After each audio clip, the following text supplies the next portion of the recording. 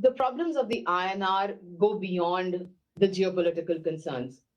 We are a current account deficit economy, and a 1.6, 2% current account deficit is not unheard of in this country.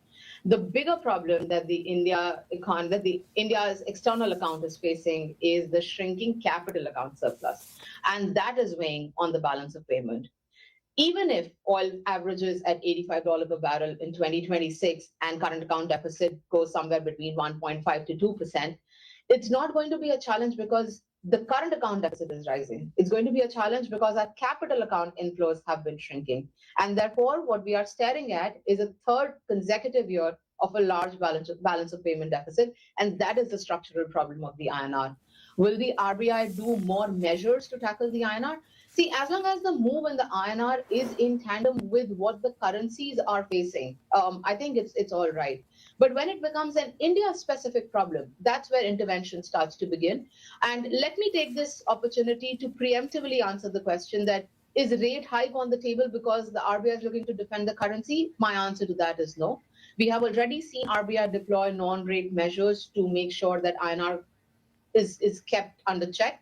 And I would expect them to continue with non-rate measures to make sure that the INR does not see runaway movement in either direction. Aastha, thank you for that. And finally, how, from a domestic macro point of view, how do you feel the Indian consumer is bearing up, and are you concerned about pronounced unemployment? So I think I would take that question from a demand perspective right now before I comment on employment or the lack of it. See, the thing is, because of energy shock, because of rationing of energy supplies to some select industries, there has been a production problem that has come through. And it is obvious for one to conclude that as production comes under stress, labor force participation comes under stress as well.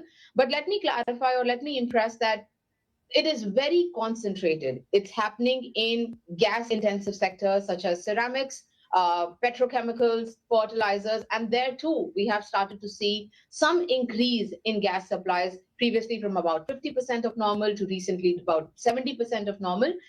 So I think as far as the production capacities are concerned, my sense is that we will go back to normal not too soon, but I don't think that it is going to become a persistent or an irreversible unemployment problem.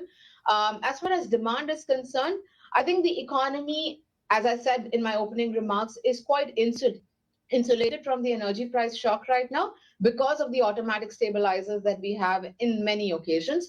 And I think that's going to take care of the demand slowdown not being pervasive in nature.